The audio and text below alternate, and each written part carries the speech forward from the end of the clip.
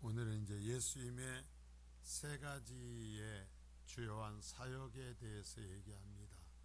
마태복음을 기록해 나가면서 이 예수님이 하신 것이 주로 이 세 가지를 했다라고 오늘 이 본문에서 정리하고 있어요. 자, 그래서 4장 12절서부터 시작된 큰 단락을 오늘 이 본문에서 마칩니다. 여기서 마쳐요. 여기까지. 그래서 4장 12절서부터 여기까지가 크게 하나의 단락이었어요. 한번 보면 이제 1장에서부터 2장에서 예수님의 오심에 대한 증언이 있었고, 3장에서 세례 요한에 의한 증언이 나타나고, 3장 13절에서부터 17절까지 해서 세례 요한으로부터 세례를 받으시고 공식적으로 세상 죄를 지고 가는 하나님의 어린 양으로서의 취임을 하십니다.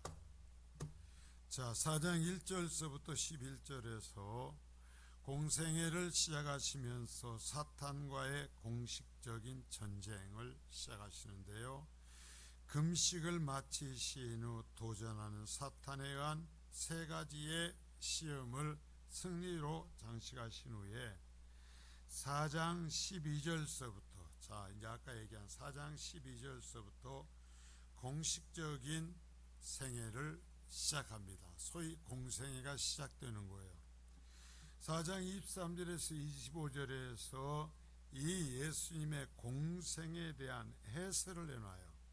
여러분 빨리 여기다 표시합니다. 예수님의 공생에 대한 해설을 해놓고, 그리고 5장서부터 7장까지 예수님의 공적인 생애에서 하신 예수님의 설교를 하나로 예표로 요약해 놨어요. 그게 뭐냐면 산상설교예요. 예수님 이 세상에서 공적 생애를 사시면서 가르친 설교를 하나로서 예표로 남겨놓은 것이 산상설교예요. 산상설교라는 모습으로서 예수님의 설교를 하나의 본으로서 남겨놓으셨어요. 이 8장에서 9장까지 주님이 구약에 예언된 그리스도다, 메시아다라는 것을 증명하는 구약에 예언된 표적들을 쭉 보여요. 여러 가지의 표적들을 쭉 얘기합니다. 문둥병과 중풍병자를 고치시고, 베드로의 장모의 열병을 고치시고, 바다와 파도를 잠잠하게 하시고, 귀신을 쫓아내시고, 중풍병자의 병을 고치시고 죄를 용서해 주셨고, 어린 소녀를 죽음에서 구원해 주셨고, 12년을 혈루증으로 고생하던 여인을 고쳐주셨고, 소경의 눈을 뜨게 하시고, 귀신 들려 벙어리 되고 귀머거리 되었던 사람을 회복시키셨어요. 자, 그러나 이러한 사건은 외면적인 것이 중요한 것이 아니라 그 과정에서 그들이 표현하는 고백을 통해서, 그들이 이 사건 때 그들이 표현하는 고백을 통해서 주님이 어떠한 분이신가, 곧 구약에 약속된 하나님의 메시아다라는 걸 얘기해줘요.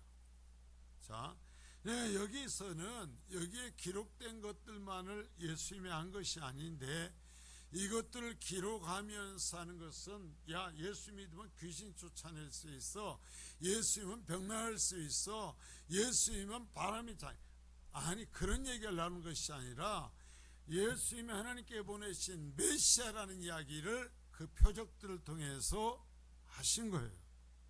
그리고 그러면서 얘기하기를, 이 예수님이 무엇이든지 원하시면 이루실 수 있는 창조주이시고, 현장에 가시지 않아도 말씀 하나만으로서도 세상의 모든 것을 통치하실 수 있고, 우리의 연약한 것을 친히 담당하시고 그 병을 짊어지신 분이시고, 바다를 비롯한 모든 피조물을 말씀으로 통치하시는 분입니다. 그리고 죄사함의 권세다, 죄를 사해 주시는 권세가 있고, 자신을 의인이라고 생각하는 사람이 아니라 죄인이라는 것을 인정하고 애통해하는 사람을 구원하시기 위해서 오셨으며, 종교적 허울에 빠진 헛된 제사보다 긍휼의 마음을 원한다 하셨고, 구약의 언약을 고쳐서 구원하신 분이 아니라, 구약의 언약을 고쳐서 구원하신 분이 아니라 완전히 새로운 구원의 길, 새 언약을 주신다라고 그랬어요. 그러면서 죽은 자를 살리실 수 있는 삶과 죽음의 주인이시고 구약에 예언된 다윗의 자손이다 하는 이야기를 지금까지 4장 12절서부터 9장 34절까지 그 이야기를 쭉 해왔어요. 그 이야기. 근데 사람들은 이 성경을 왜곡되게 보면 거기에 나타난 하나하나의 표적을 얘기를 해요. 표적을 얘기하면서 예수 믿으면 이런 일이 일어날 수 있어. 그런 건 꼭 어떤 사람은 똑같냐면, 그 당시 예수님께서 그토록 말씀하시는 것에 관심이 없고 표적을 구경하기 위해서 쫓아다니던 무리들과 똑같은 거예요. 여러분, 기독교는 표적을 일으키기 위한 종교가 아니에요. 여러분 분명히 명심하세요. 기독교는 죽은 송장을 살리기 위해서 있는 종교가 아니에요. 기독교는 병든 사람을 고치기 위해서 있는 종교가 아니에요. 하나님께서 병든 자를 고쳐주시기도 하고 하나님께서 원하시면 죽은 자를 살리실 수도 있지만, 기독교는 그것을 위해서 있는 것이 아니란 말입니다. 그 가르침을 긴 과정을 통해서 이야기를 해주시는 거예요. 그 이야기들을 쭉 하고 나서 이 이야기들을 딱 요약해서 세 가지로 이야기하는데, 오늘 다루는 그 세 가지가 주님께서 이러한 것을 하셨다라고 말씀하시는 거예요. 그래서 이제는 그렇게 해오신 주님께서 하신 이 일들을, 이 뒤에서는 뭐 하는가? 제자들을 세워요. 이제 제자들을 세워서 제자들을 훈련시켜서 제자들이 주님께서 메시아라는 것을 세상에 전하게 하시는 과정이에요. 이제는 그 과정이에요. 제자들을 훈련시켜서 예루살렘에 데리고 가시고, 제자들을 훈련시키기 위해서 다른 일들을 또 행하시기도 하시고, 전도를 보내시기도 하시고, 그래서 훈련시키고 때가 되어 3년이 되시자 그 제자들을 이끌고 가셔서 십자가에 달리시는 거예요. 그러니까 성경이라는 건 하나님 기록하신 이 큰 맥락을 따라가면서 성경을 봐야 헛소리를 하지 않게 되는 거예요. 자, 그래서 그 제자들을 세우면서 주님이 뭐라고 하냐면, 좋은 것은 저 이단 인간들이 다 말을 써가지고 우리가 써먹으려니까 참 어쩔 때는 그래. 여호와의 증인, 이 인간들이 말이죠, 우리는 하나님의 증인이잖아요. 근데 그렇게 해놓으니까 우리가 그 말 쓰려면 거꾸라. 또 뭐라고 하냐면은, 이제는 주님께서 제자들을 세우시고 추수꾼이라 그래. 추수꾼. 우리는 하나님 나라의 추수꾼이거든요. 근데 저 친천지 인간들이 그 사람들을 교회에 보내가지고 추수한다 그러면서 교회를 무너뜨리는 그 일을 추수하는 거다 하면서 그 일하러 보낸 인간들을 추수꾼이라고 그래가지고, 우리가 추수꾼이라고 말하려면은 왠지 찝찝해. 그러나 주님은 분명히 주님의 제자들을 세상에 보내시면서 너희는 하나님 나라의 추수꾼이다 라고 말씀하셨어요. 그런데 교회가 이런 말들을 하지 않고 이런 말들을 안 가르치니까 그 인간들이 그걸 써먹어 버린 거예요. 우리나라에서도 그렇죠.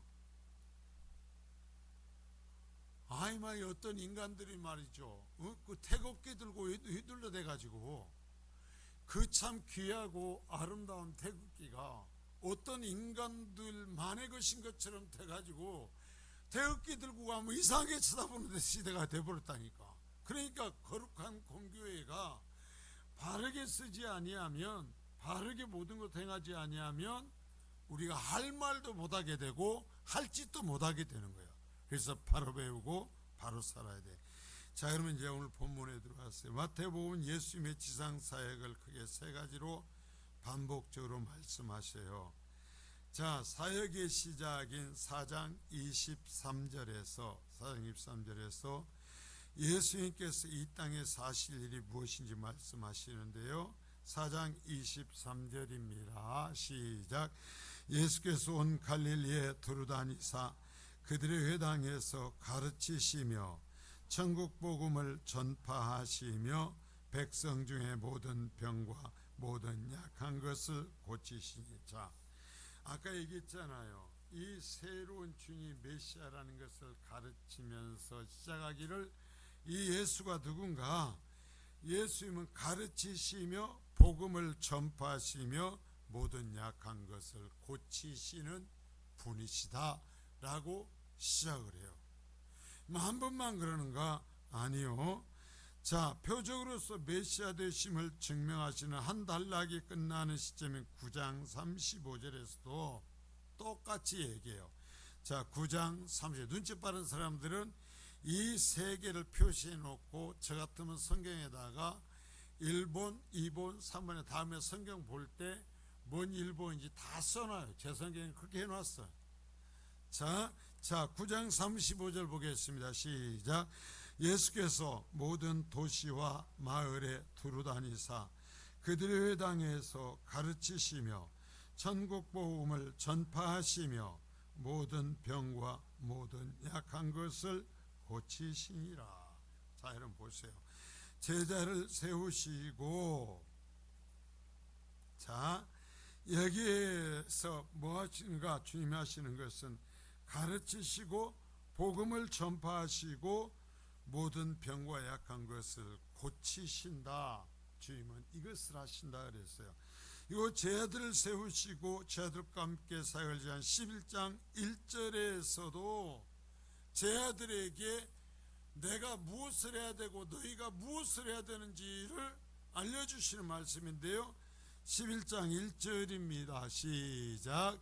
예수께서 12지자에게 명하기를 마치시고 이에 그들의 여러 동네에 가르치시며 전도하시려고 거기를 떠나가시니라. 자, 약한 것을 고치셨다 말은 빠르지만 가르치시며 전도하신다 라는 이야기를 하고 있어요. 그래서 결국 예수님은 이 땅에 뭘 하러 오시냐면 가르치시고 천국 복음을 전파하시고 모든 약한 것을 회복시키기 위해서 오셨어요. 자, 이 세 가지 의미가 뭔지를, 그러면 우리에게서, 내게서 이 세 가지가 일어나야 돼. 내가 신앙생활하는 평생에, 자, 이 세 가지가 내게 일어나야 돼. 이게 중단되면 주님이 이 땅에 오셔서 나에게 주시고자 한 이 세 가지 아주 중요한 이 생명의 관중에서 어떤 것이 막혀버린 거예요. 그러면 죽어. 그러면 상해. 그러니까 가르치신다 그래. 가르쳤어요. 그리고 천국 복음을 전파해. 전파하고 모든 약한 것을 치유하신다 그랬어요. 그래서 교회도 성도도 이게 내가 예수 믿는 순간부터 죽는 순간까지 이 세 가지를 내가 해야 되고 나에게서 이루어져야 돼요. 자, 보겠어요. 아, 나는 무엇을 좋아하니까 멋만 오고 무엇은 안 한다? 자, 그건 그런 걸 뭐라 그러냐면 병들었다 그래요. 병들었다. 왜? 예수님이 하신 것을 안 한다라는 것은 병들은 거죠. 첫 번째 뭐라고 그랬어요? 가르치신다 그랬어요. 자, 산상설교의 핵심은 하나님과 하나님의 나라였어요. 따라서 합니다. 하나님의 나라. 예, 산상설교는 뭐냐면 하나님의 나라예요. 하나님의 나라. 그러니까 하나님의 통치가 이루어지는 하나님의 나라. 그 하나님의 나라가 예수 그리스도께서 오심으로 이루어졌다라는 거예요. 지금 하나님의 나라가 왔다.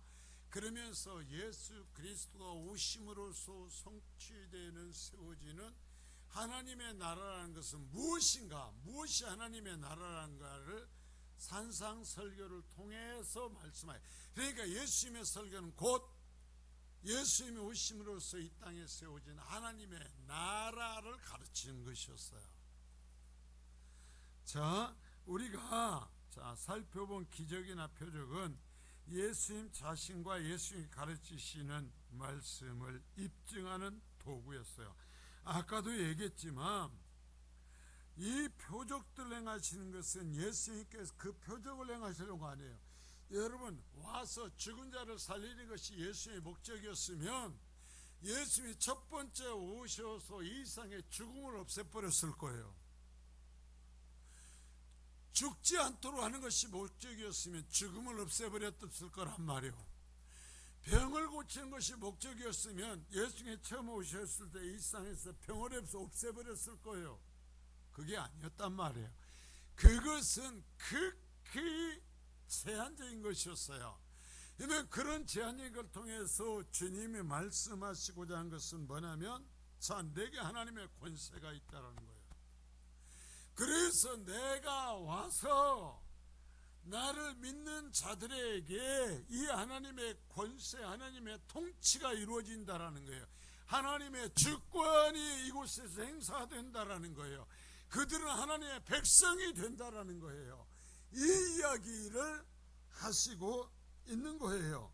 그러니까 예수님께서 그 모든 표적을 행했던 건 뭐냐면 하나님의 나라가 임하였다라는 것과 하나님의 나라가 무엇인지를 가르치기 위하였어요. 가르치는 거예요. 그래서 여러분들이 어떻게 말씀을 들었을지 모르지만 제가 지금까지 모든 표적을 얘기하면서 표적의 핵심을 맞춘 적은 한 번도 없어요.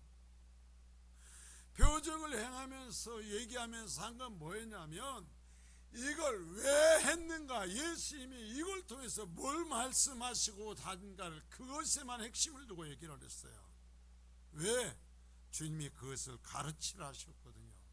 주님이 그것을 가르치셨거든요. 자, 그러나 많은 사람 무리는 이 기적과 표적을 구경하는 것이 목적이었어요. 주님이 오셔서 주님을 통해서 회복되는 하나님의 나라, 하나님의 통치가 이루어지는 하나님의 백성이 이것을 보여주시고 그것을 가르치고 있는데 이것에는 관심이 없이 예수 앞에 모여드는 것이 뭐였냐면, 야, 오늘 저 예수가 뭘 할까? 오늘 어떤 병자 고칠까? 어떤 죽은 사람 살릴까? 어떤 앞을 보지 못하는 사람 눈을 뜨게 할까? 혹시 알아? 또 오병이에 그런 걸 일으켜서 우리에게 먹을 것을 주려나? 그러면서 보여드렸다 이거예요. 여러분, 그건 도구였어요. 도구. 그게 목적이 아니에요. 그걸 통해서 예수 그리스도를 가르친 거예요. 하나님의 나라를 가르친 거예요. 여러분, 신앙생활하면서, 자, 여러분, 내가 힘들고 어려울 때 하나님 앞에 기도하지 말라는 것 아니에요. 우리는 기도할 특권이 있어요. 왜? 하나님은 이 세상을 통치하시는 분이시고 심판하시는 분이시고 이 세상을 창조하신 분이시니까, 나는 하나님의 자녀니까, 또 주님께 하나님께서 말씀하시다면 나는 그리스도의 신부니까, 나는 어떤 면에서 보면 하나님께서 말씀하시던 하나님의 친구와 같은 존재니까 내 어려운 곳에서 하나님 앞에 기도할 수 있어요. 기도하세요. 그러나 그것은 나의 일시적이고 제한적인 문제를 하나님 앞에 의논하는 것이고 부탁하는 것이지, 진짜 궁극적인 것은 예수 그리스도를 통해서 주시고자 하는 구원의 이야기라는 거예요. 그것에 초점을 맞추고 그것을 구하면서 내가 병이 들었을 때 하나님이여 내가 이 병으로 몹시 괴로워합니다 할 수만 있으면 주님은 알 수 있지 않습니까? 고쳐주소서. 하나님이여 내 자녀가 지금 학교에 다닙니다. 그런데 세상이 흉하여서 내 자녀가 악한 것에 무리들까 두렵습니다. 좀 지혜가 더 있어 공부를 잘했으면 좋겠습니다. 예, 기도하란 말이에요. 하나님이여 내 자녀에게 그러한 은혜를 베풀어 주소서. 기도하란 말이에요. 그러나 그걸 위해서 예수님이 오시지 않았다는 것을 알면서 그것보다는 그의 구원을 위해서 기도하라는 거예요. 그것을 가르치라는 거예요. 하나님의 나라를 가르치라는 거예요. 그런데 하나님의 나라를 가르치면 다 안 돼. 뻔하대. 그러면서 싫어해. 그러면서 병났고 부자 되고 이 세상에서 아무 일도 없을 것이라는 그 얘기를 해주래. 제가 여러분들에게 성민교회 성도들 죽을 때까지 아무 병도 걸리지 말지어다 해가지고 병 안 걸리게 내가 날마다 해주겠어. 그래서 처방이가 아무리 해봤자 그건 안 돼. 그건 안 돼. 저도요, 정말 우리 이기준 성도님 볼 때마다 저 좀 봐요. 저 좀 보시라고. 이기준 성도님, 우리 백전자 원사님, 내 참 저분들을 보면서 감사해요. 무슨 일이 있었는지 아세요? 이기준 성도님이요, 저번 주일 예배하고 주일날 오후에 아파갖고 응급실로 실려갔었는데, 죄송해요, 괜찮으니까 이러고 왔은게 중간에 병원에서 생명을 보증하지 못하는 단계까지 갔었어요. 주중에. 그래갖고 내가 하나님 앞에 정말 하나님, 아직은 아닙니다. 그러시면 안 됩니다. 하나님 한 번 더 연장해 주십시오. 정말 내가 기도해서. 그러나 더 기도해야 되는 건 뭐요? 내가 그렇게 해서 기도해서 살려놓는다고 해도 또 죽잖아요. 진짜 위해서 기도해야 될 건 뭐예요? 그의 나라와 그의 영광을 소유할 수 있게 해달라고, 구원해달라는 것이 우리의 주님이 우리에게 명하신 거라는 거예요. 저도 기도한다니까요. 그래가지고 오늘 오니까요, 제가 보면서요 웃었어. 나는 요양병원에 들어가가지고 자기 발로 걸어 나와서 사람 이렇게 정상적인 삶을 사는 사람은 우리 이긴 성도 하나 봤어요. 들어가면 끝나. 그냥 못 나. 거기에 병상에 누우면 그걸로 끝난다니까. 감사해요. 주중에 계속 연락하는데 가족들조차도 면회를 못하고 중환자실로 들어가셔서 어찌 될지 모르는 상황이다. 이 치료에서 어찌 될지 모르는 상황이다 했는데 이기고 오셨어요. 박수 한번 쳐줘요. 고맙습니다. 우리가 아플 때 이처럼 이런 기적이들 일어나면 얼마나 좋겠어. 그러나 그러지는 않아요. 예수 잘 믿는다고 그래요. 다 그 기적이 일어나요. 그러나 예수 잘 믿으면 다 구원받아. 에? 다 구원받아. 자, 그래서 우리가 얘기하는 거예요. 그것을 교회가 주 목적으로 삼으면 그건 무리예요. 무리. 제자가 아니에요. 무리. 구경꾼들이다. 이거 구경꾼들. 그러한 사람들은 하나님의 나라 이야기하면 다 가버려. 다 가버려. 필요 없대. 재미없대. 자, 그러나 예수님은 틈만 나면 언제나 가르치는 사역을 빼놓지 않고 행하셨어요. 교회도 그래야 돼요.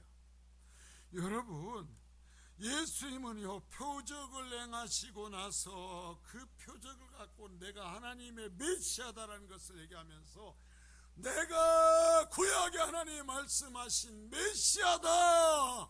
그러니까 내가 너희를 구원케 위해서 왔으니까 내 말을 들으라. 너희 죄를 회개하라고 계속 그걸 외치시는 거예요. 근데 표적을 행할 때는 박수치다가 죄를 회개하여라 하고 얘기하면 불퉁불퉁하면서 다 갔어요. 없어져 버려요. 얼마나 다 가버리면 주임이 제자들에게 그랬잖아요. 너희들도 갈래? 그러잖아요. 여러분, 내가 어떤 병을 고침 받았어도 예수 믿지 않으면 구원 못 받아요. 잘 아셔야 돼요. 귀신이 쫓겨나도요, 그건 따라서 다 구원받는 거 아니요. 문둥병 인자가요 10명이 치료를 받았어요. 가면서 치료를 받았는데 돌아와서 고백하면서 믿음을 고백한 건 한 사람뿐이었어요. 결국 뭐예요? 문둥병을 10명이 고침받았는데 구원받은 사람 한 사람뿐이라는 거예요. 주님은요, 하나님의 나라에 대해서 얘기하는 거예요. 자, 여러분, 우리가 항상 유의해야 될 것은 성경을 읽고 성경 이야기를 한다고 해서 그것이 하나님의 말씀이 되는 것이 아니에요. 좀 깊게 들어갈 거예요. 예배 시간에 성경 읽고 하나님 말씀 전한 것과 전다고 해서 그것이 하나님의 말씀이 되는 것이 아니라는 거예요. 이 시간에, 이 시대 정말 정신 차리고 들어야 돼요.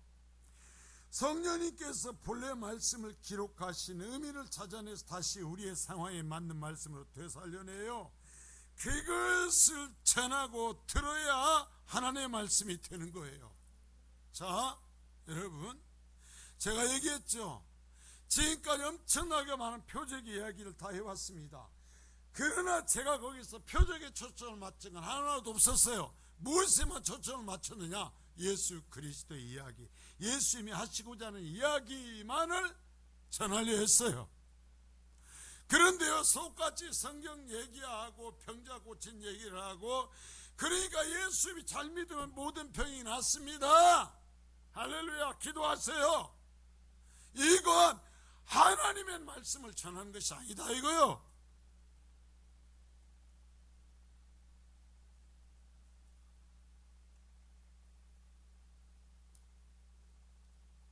성경을 읽고 자기 마음에 맞는 구절을 마음대로 맞춰서 그 의미를 변형시키지 않아야 돼요.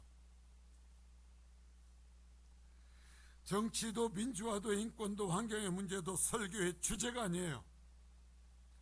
그것은 성경의 근본 교훈을 통하여 확장되는 삶의 문제, 삶의 그 성경 말씀을 기초로 구원받은 성도들이 그러면 삶을 어떻게 살아야 될까 하는 부분에 대한 삶의 영역에서의 이야기로 다뤄지는 것들이지 교회 주제는 아니다 이거예요.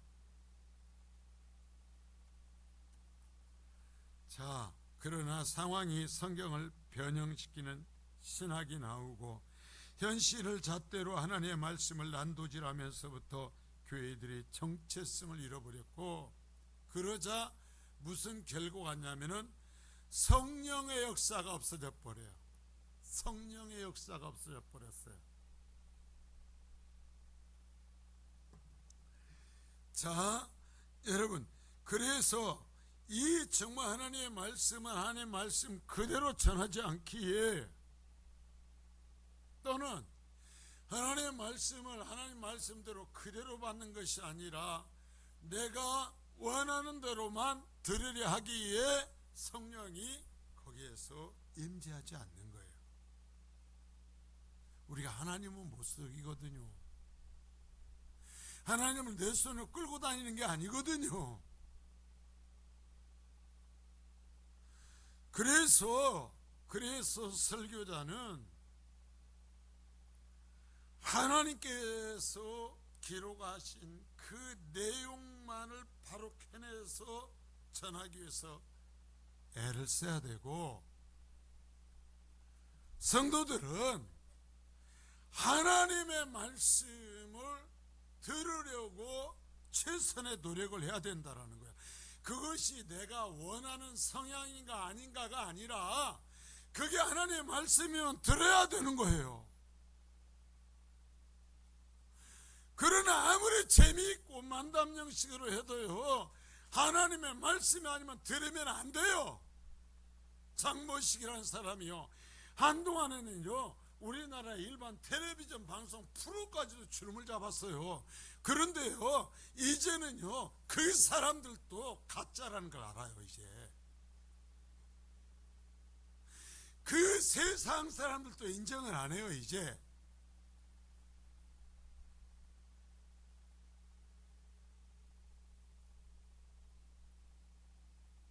자, 여러분 보세요.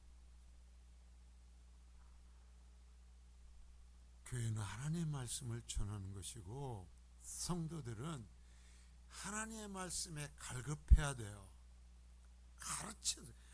설교자는 뭐냐면 말씀을 가르치는 사람이에요. 말씀의 선생이에요. 여러분들 이 시간에 왜 여기 앉아 있어요? 말씀을 가르침 받기 위해서요. 말씀을 가르침 받기 위해서.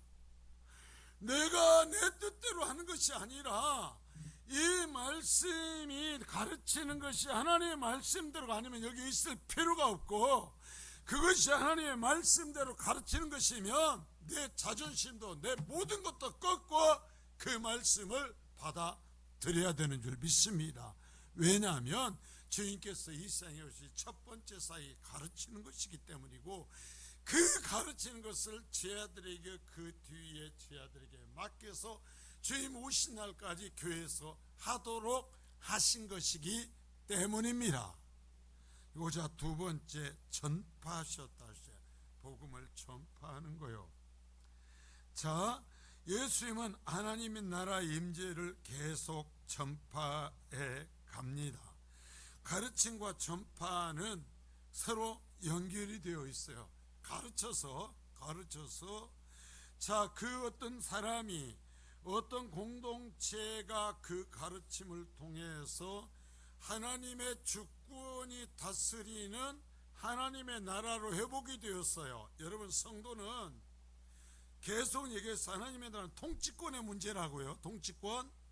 하나님의 통치권이 회복되어서 내게 하나님의 나라가 회복이 되면 그 다음부터는 하나님의 나라로 회복된 제자들은 뭘 해야 되냐면 내가 들은 하나님의 나라를 전파하는 거예요. 그래서 교회는 전도하는 거예요. 그래서 성도는 전도하는 거예요. 그래서 교회는 선교하는 거예요. 제가요, 한번 쭉 생각해 보면은요, 우리 교회에서 그래도 선교비가요 제법 나갔어요. 상당히 거액이 나갔어요.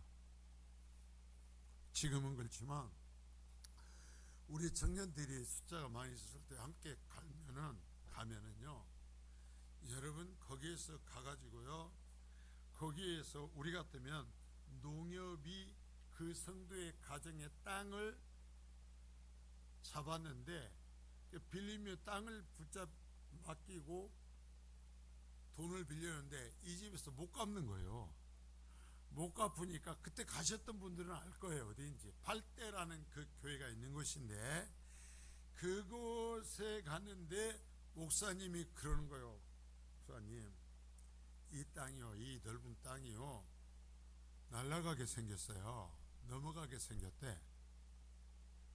왜요? 그랬더니 이 땅이요, 이 집이요, 우리나라 같으면 농협에다가 하고 대출을 받았는데 못 갚아갖고 경매에 넘긴대요. 그냥 경매에 넘긴다라는 통보를 받았는데 1차적으로 이 가격에 너희가 이 경매에 넘길 가격으로 살 수 있으면 사라고 통지를 받았대요. 그때 우리가 간 거예요. 거기에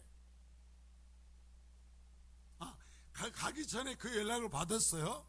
그래가지고 제가 선교사님 얘기했어요. 선교사님, 그 가격에 잡으면 안 돼. 그 가격에 잡으면 안 되고 가갖고 흥정을 하셔. 당신하고 그 성도하고 가가지고 흥정을 해서 최대한 깎아요. 깎고 해. 기왕 거기서는 깎아줄 마음을 먹었으니까 깎으셔. 그래갖고 갔더니 깎았어요. 그랬더니 깎았대. 얼마 깎았어? 엄청 깎아버린 거예요. 깎아갖고 얼마 정도요? 그랬는데 참 놀라운 게 우리가 이것을 어떻게 어디다가 예배처소로 따놔야 되나 어쩌나 준비했던 거하고 그 땅값이 맞는 거예요. 맞아가지고 그 자리에서 줬어요. 그 자리에서 딱 주면서 받아요. 가서 받고 그래서 지금 가보면요 그 땅이요 까마득해요. 그리고 거기가 그 자기네 집을 지려고 그 평지가 물이 차면 되거든요 동네가. 근데 높게 딱 땅을 채워놨는데요. 그래가지고 거기 예배당을 지어야 되는데 우리가 돈이 없잖아. 그랬더니 로타리 클럽에서 야 니네 뭐 필요한 것 없냐? 한국 로타리 클럽에서 해가지고 우리가 뭐 좀 쳐줘야 되는데 믿고 맡길 데가 없다. 그러니까 선교사님이 우리 좀 쳐주라 해가지고요 거참하게 전화했어요. 제일 크게 전화했어요. 그래서 공동 마을 작업장 같이 해놨는데 그게 이제 예배당 됐어요. 예배당 됐어요. 자, 어떤 사람들이 저한테 그랬어요. 최병 목사 필리핀 가서 살 만큼 땅 사놨다고 그러는데 아이 참나, 제가 목사요. 제가 보고 나는 그렇게 얘기합니다. 내가 목사라고. 자, 여러분 보세요. 그 거금을 우리가 엄청난 그 거금을 사용해서 선교를 하는 건 그 사람들이 우리하고 무슨 매초냐? 아무 상관도 없어. 아무 상관도 없어. 왜 가고 그들을 밥을 사줘? 아무 상관도 없어요. 그러나 그들에게 하나님의 나라가 전파되기를 원해서인 줄 믿습니다. 그랬어요. 자, 제자들에게 맞게 하나님을 전파하는 것은 시장에게 복음 전하라고 하지 않아요. 이재명 대통령에게 복음 전하라고 하지 않아요. 이 성민교회에 하나님의 나라의 백성들에게 하나님의 나라를 전파라고 해요. 성민교회에게 전하라고 하는 거예요. 여러분, 복음을 전하라는 명령을 받는 사람들은 영광스러운 사람들이에요. 그래서 그 명령에 순종하여서 어떠한 하나님이 요청하면서 누가 이것 좀 해줄까 할 때 다른 사람 눈 감고 못 들은 것처럼 돌아왔을 때 내 마음을 움직여서 하나님이여 그 일이라면 내가 하겠습니다 하고 그 마음을 움직여 주는 게 복인 줄 믿습니다. 왜냐하면 예수님이 이 땅에 오셔서 하신 두 번째 사역이 그것이었고, 그래서 그 일을 교회에 맡기셨고 교회는 그 일을 하는 것이기 때문입니다. 자, 내게 생명이 한없이 옮고 있어요. 은혜를 누리고 있어요. 그러나 전도는 죽어도 안 해. 자, 따라서 해주세요. 따라서 합니다. 썩었다. 들어오기만 하고 나가지가 않았으니까 틀림없이 밑에는 다 썩어갖고 있어요. 나중에 통째로 썩어요. 여러분, 어떻게 내게 구원이 일어나는데 예수 그리스도의 십자가의 복음이 내 죄를 용서해 주셨는데 이것을 전하지 않을 수가 있냔 말이에요.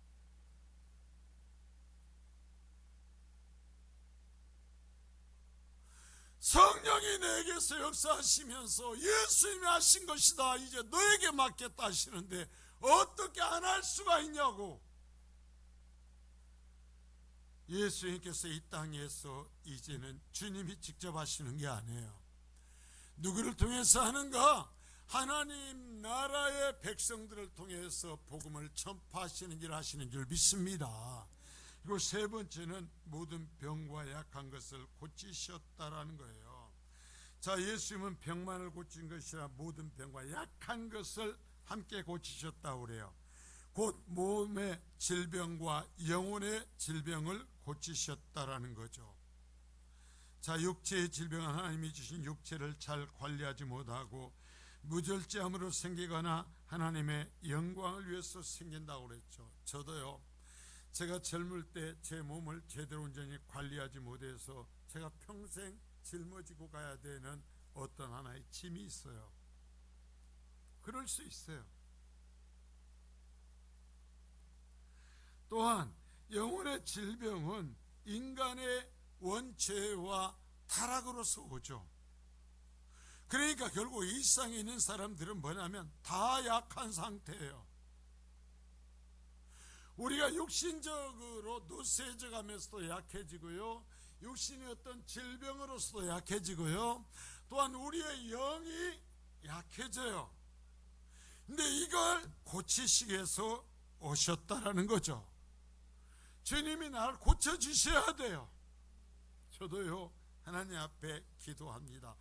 이건 주님이 이루어 주셔도 되고 안 이루어 주셔도 내 구원에는 문제가 없어요. 뭐냐면 제가 짊어지고 가야 되는 이 육체 문제를 갖고 저도 기도합니다.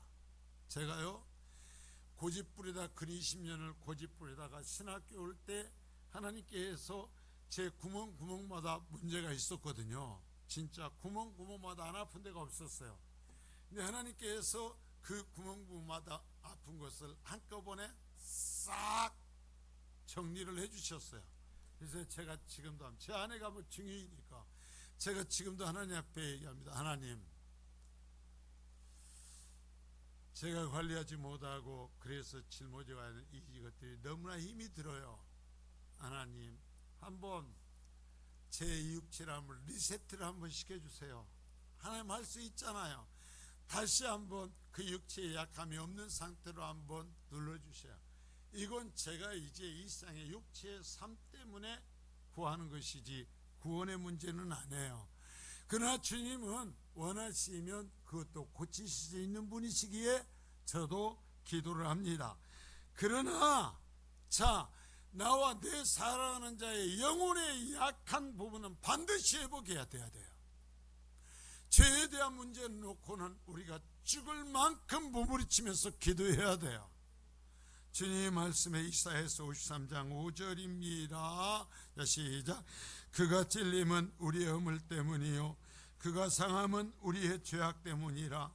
그가 징계를 받음으로 우리는 평화를 누리고 그가 채찍에 맞음으로 우리는 나음을 받았도다.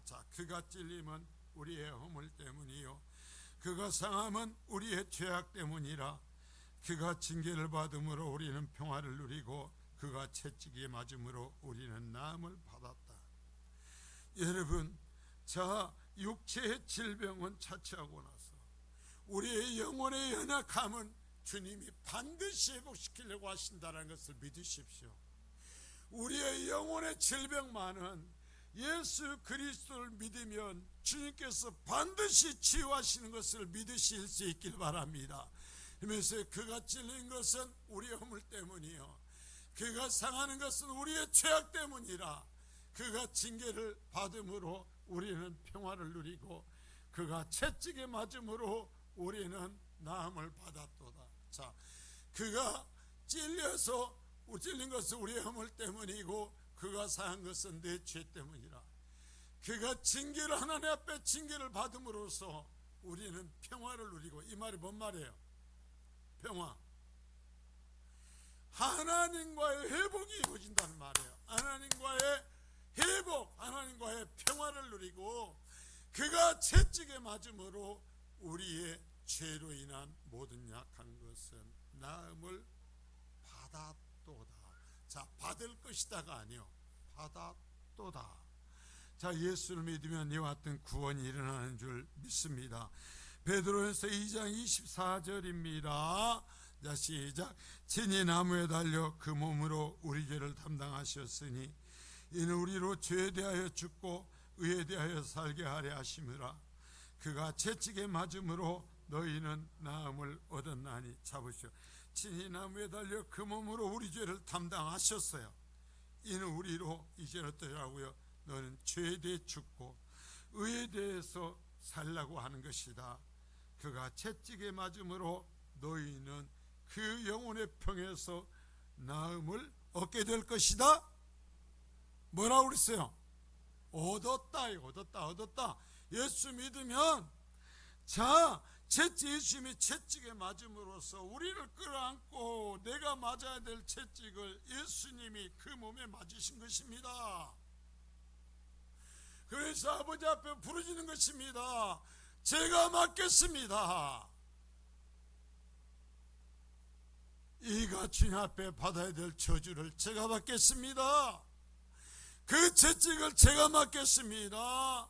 아버지의 분노를 제가 다 받겠습니다 하면서 그 채찍을 맞음으로 우리는 모든 것이 나음을 얻은 줄 믿습니다.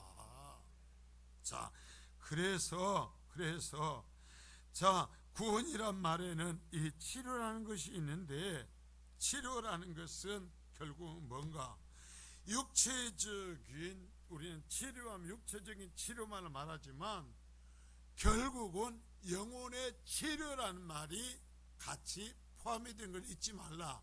그리스도는 영적 치료받은 사람인 것을 잊지 말라는 거예요. 자, 에베소 2장 1절입니다. 자, 시작. 그는 허물과 죄로 죽었던 너희를 살리셨도다. 자, 허물과 죄로 죽었어요. 이미 죽어서 멸망이 확정되어 있었어요. 죽었던 너희를 살리셨다. 언제 아멘할까? 입에 꿀 먹다 왔는가? 너희를 살리셨도다. 아, 이러면 일어나서 춤이라도 추야지.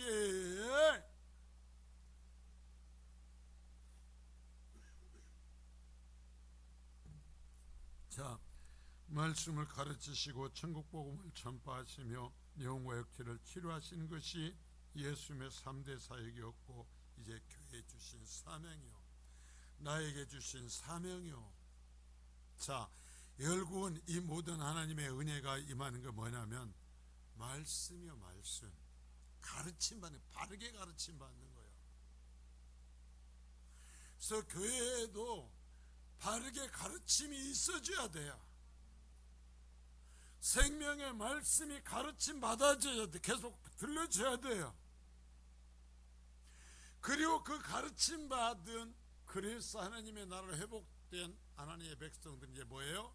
전하는 거예요. 나가서 제자가 돼서 전하는 것이고, 그럼으로써 정말 이 회복되는 치유된 자유함을 누려야 될 줄 믿습니다. 자, 주님께서는 또한 여기에서 자, 9장 36절 보겠어요. 시작. 무리를 보시고 불쌍히 여기시니 이는 그들이 목자 없는 양과 같이 고생하며 기진함이라. 자, 그 많은 사람들이 예수님이 오늘 또 무엇을 행하실까 구경하려고 몰려들었습니다. 주님이 그들 보면서 불쌍히 여기셨다. 불쌍히 여기셨다. 왜? 그들이 목자 없는 양과 같이 고생하며 기진하여 가고 있다.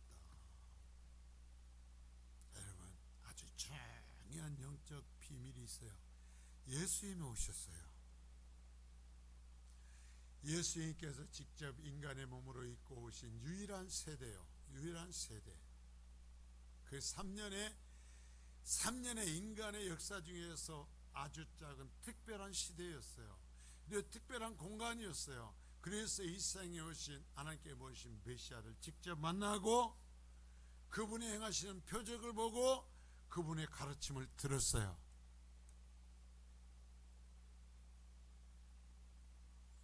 그런데 듣지를 못해요. 그런데 깨닫지를 못해요. 그런데 그들에게 생명의 역사가 일어나지 않는 거예요. 몰려는 오는데. 그래서 주님께서 불쌍히 여겼다. 참 안타까우니 그들이 목자 없는 양과 같았다. 아까 얘기했잖아요. 인류 역사에서 유일하게 예수님께서 인간의 몸을 입고 직접 이 세상에서 가르치셨던 세대.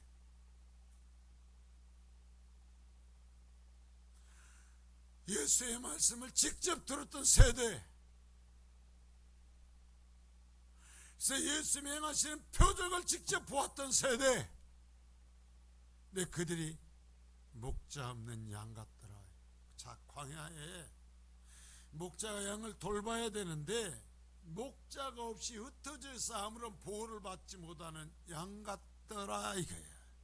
늑대 앞에 던져진 양 같더라라는 거예요.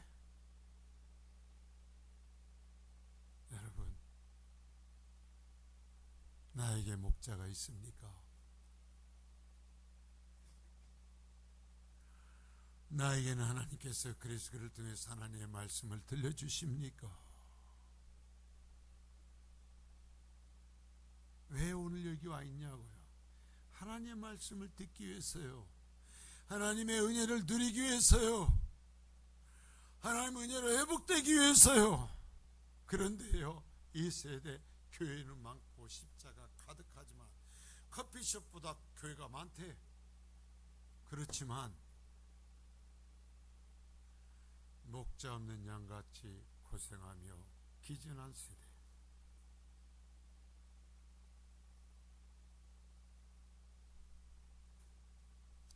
예수님이 오셔도 안 돼요. 예수님이 표적을 보여주셔도 회복이 안 됐어요. 예수님의 말씀을 가르치셔서 회복이 안 됐어요.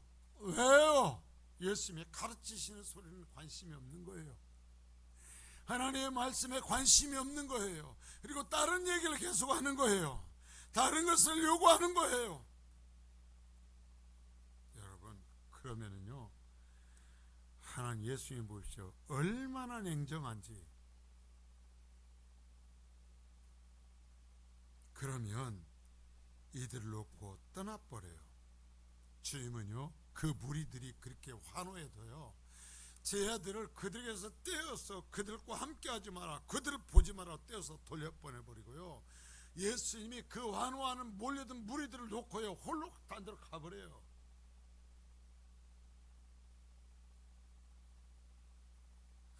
가르침을 듣지 않는 한 주님은 돌아서 버려요. 여러분, 하나님께서 정말 우리를 향해, 나를 향하여서 불쌍히 여기시는 그 마음을 느끼며 하나님 말씀 듣기를 사모하고, 그래서 그들은 그 말씀이 나를 회복시키고 그 말씀을 통해서 그 이 땅에 오셔서 말씀을 들려줬던 예수님과 연결되어 교제가 이루어지고 하나님의 통치가 회복될 수 있기를 바랍니다. 하나님 앞에 있게 되어 나를 불쌍히 여겨주소서. 이런 말씀으로 돌아가는 수밖에, 주님께로 돌아가는 수밖에 회복의 방법은 없어요. 주님이 다시 오셔도 안 돼요. 예수님이 오시면 알아볼 것 같아요? 예수님이 어떻게 생겼는데? 사진에 그림에 봤던 그 예수님이 그분일까요? 예수님이 오시면 뭐라고 할 건데? 여러분, 예수님이 오시면 뭐라고 할 것 같아요? 내가 생각하는 모습이, 여러분, 예수님이 오시면 뭐라고 할 것 같은데? 예수님이 오시면 독사의 자식들 할 건데요, 회개하라고 할 건데요. 어찌 보면 저는요, 제가 살아가면서 제가 그래요. 제가요, 예수님이 이 땅에 오셨을 때 이스라엘 땅에 안 살았던 것에 감사해요. 그래요, 제가.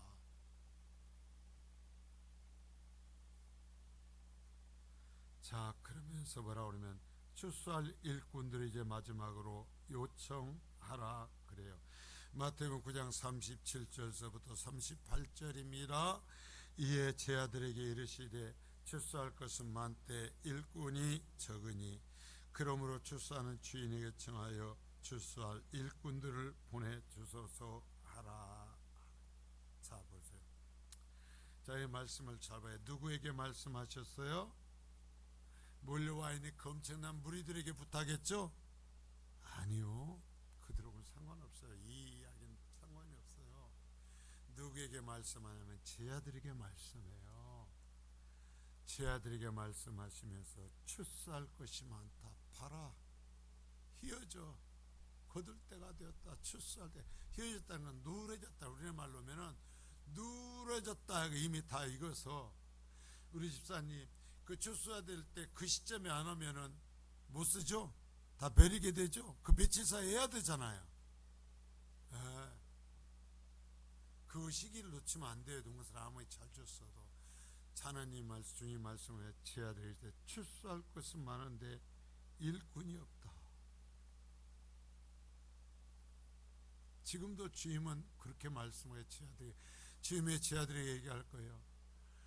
저에서 출소할 것은 많은데 일꾼은 없다. 제가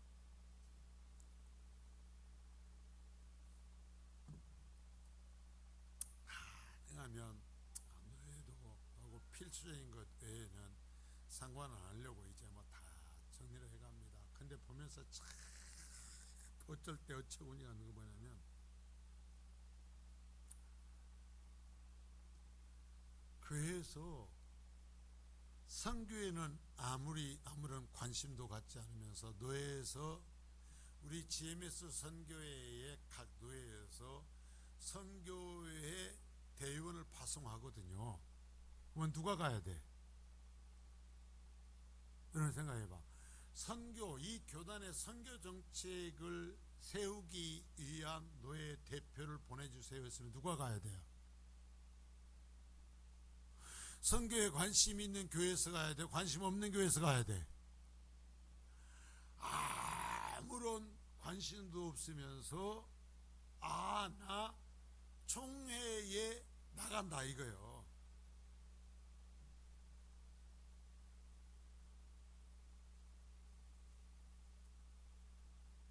출소할 것은 많은데 일꾼이 없다. 그러므로 출소하는 주인에게 청해라. 주인이고요 하나님께 아버지에게 청해라. 출소할 일꾼들을 보내주소서 하라. 제가 그렇게 기도해요. 하나님이요, 하나님의 마음을 읽고 일할 수 있는 사람들을 보내주소서. 하나님의 뜻을 이루는 사람들을 보내주소서.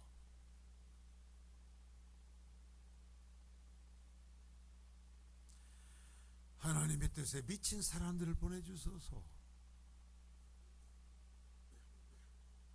우리 성도들이 하나님의 뜻에 순종할 수 있게 하소서.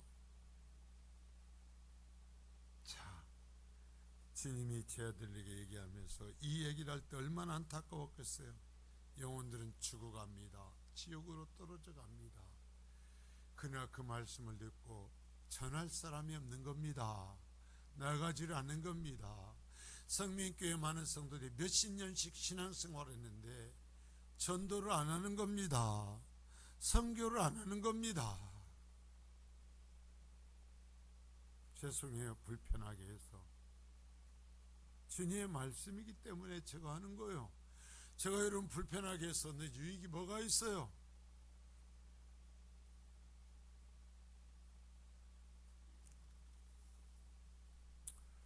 여러분 이미 추수가 시작되었어요. 그런데 나를 구원해서 나에게 이제는 우리에게 추수해야 되는 그 모습들을 보여줘요. 죄악에 가득 찬 세상, 알지 못하고 멸망해가는 저 사람들의 모습을 주님이 들려줘요. 제가 하나님 앞에 한 번씩 기도할 때, 지금은 잘 그런 기도하지 않습니다. 예전에는 그랬어요. 하나님, 저희 교회를 크게 부흥을 시켜주든지 아니면 저를 큰 교회에 보내시기 그랬어요. 그러면 제가 좀 선교를 더 많이 했을 텐데요. 그러나 지나고 나서 보면 그런 거예요. 지금 해야 돼요. 우리가 해야 돼요. 자, 이사야서 6장 8절입니다. 시작. 내가 또 주의 목소리를 들으니 주께서 이르시되 내가 누구를 보내며 누가 우리를 위하여 갈고 하시니 그때 내가 이르되 내가 여기 있나이다 나를 보내소서 하였더니, 하나님이 지금도 말씀하십니다. 내가 누구를 보내며 누가 우리를 위하여 갈까? 누가 내 대신 갈까? 누굴 줄 모르겠어요. 누굴 줄 모르겠지만 예수님의 제자는 그렇게 말할 거예요. 내가 여기 있나이다 나를 보내소서. 내가 여기 있나이다 나를 보내소서. 내가 하겠나. 이게 제자죠. 자, 말씀을 정리합니다. 주님께서 이 세상에 오셔서 행하신 일을 세 가지라고 얘기를 해요. 첫 번째는 뭐였어요? 가르치시는 것이고, 두 번째는 전파하시는 것이고, 세 번째는 약한 것을 치유하시는 것이었어요. 이게 주님께서 하신 일이었고, 이게 이 시대에도 교회가 해야 되는 일이에요. 여러분과 우리 교회가 이 일을 감당할 수 있기를 바랍니다. 지금 예수님이 하시는 게 아니에요. 지금 사도들이 하는 게 아니에요. 지금 여기에 계시는 여러분이 주님의 제자라면 여러분이 해야 돼요. 이 일에 한번 미쳐보십시오. 이 일을 한번 즐거워해 보십시오. 결코 하나님께서 굶어 죽도록 하지 않으실 것입니다. 거룩하신